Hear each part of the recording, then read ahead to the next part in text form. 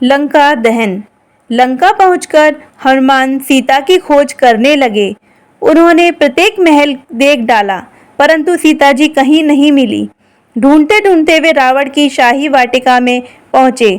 वहां एक अशोक वृक्ष के नीचे उन्हें एक अति सुंदर परंतु दुखी स्त्री बैठी दिखाई दी। वे पल भर में जान गए कि हो ना हो ये सीता माता ही हैं। हनुमान उसी अशोक वृक्ष पर चढ़ गए और उचित अवसर की प्रतीक्षा करने लगे। तभी रावण वहां आया। वह सीता से विवाह करना चाहता था, परंतु उन्होंने कठोरता से उसका प्रस्ताव अस्वीकार कर दिया।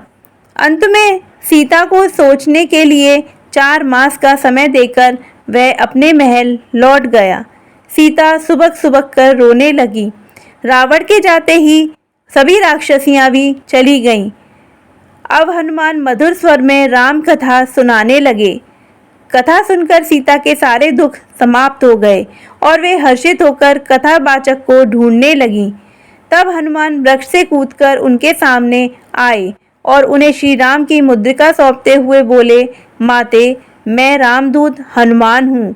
अब आप शोक का त्याग करें। श्री राम शीघ्र ही यहाँ आकर रावण का संहार करेंगे और आपको ससम्मान ले जाएंगे। आप कुछ दिन और धैर्य रखें। इसके बाद सीता जी से आज्ञा लेकर हनुमान वाटिका के फल खाने लगे।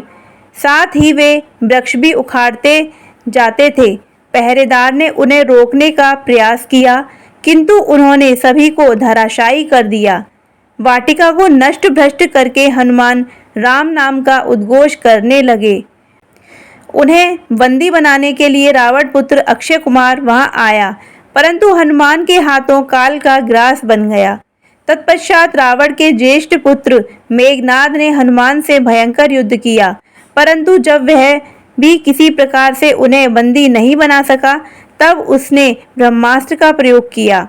ब्रह्मास्त्र का सम्मान करते हुए हनुमान स्वयं ही बंधनों में बंध गए। मेघनाद उन्हें लेकर रावण के समक्ष उपस्थित हुआ। रावण ने उनका परिचय पूछा। हनुमान बोले, रावण, मैं भगवान श्री राम का दूत और वानर राज सुग्रीव का मंत्री हनुमान हूँ। तुमने छल से सीता माता का हरण करके अपना और अपने कुल का अपमान किया है। हे रावण, अभी भी समय है। यदि तुम अपने कुल का कल्याण चाहते हो तो श्री राम को सीता जी लौटाकर उनसे अपने अपराध की क्षमा मांग लो, अन्यथा तुम्हें कोई नहीं बचा सकेगा। हनुमान की बात सुनकर रावण क्रोध से भर उठा। उसने उसी समय हनुमान का वध करने की आज्ञा दे दी, किंतु विभीषण ने उसे समझाते हुए कहा कि दूत अवध्य होता है, उसका वध नीति के विरुद्ध है।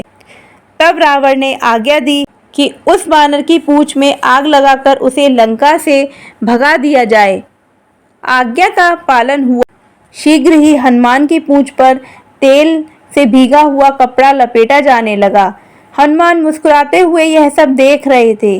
उन्होंने अपनी पूंछ इतनी लंबी कर दी कि राज्य का सारा कपड़ा, घी और तेल समाप्त हो गया। तदंतर उनकी पूंछ में आग लगा दी गई। सब लोग उनका उपहास करते हुए तालियां बजाने लगे। तभी हनुमान ने स्वयं को बंधनों से मुक्त कर दिया। फिर वे घूम घूम कर अपनी पूंछ में लगी आग से विभिन्न भवनों और महलों को जलाने लगे। देखते ही देखते संपूर्ण लंका आग की लपटों में घिर गई। लंका का स्वर्ण पिघल पिघल कर समुद्र में बहने लगा। राक्षस चित्कार करने लगे, इधर उधर भागने लगे। हनुमान अपनी पूंछ की आग बुझाकर सीधे जानकी के पास पहुँचे। सीता ने उन्हें अपनी चूड़ामणि दी और आशीर्वाद देकर विदा किया। इस प्रकार एक राम भक्त ने ही संपूर्ण लंका का सर्वनाश कर दिया। तो दोस्तों, अगर आपको ये कहानी पसंद आए तो वीडियो को लाइक करें और चैनल को सब्सक्राइब करें। धन्यवाद।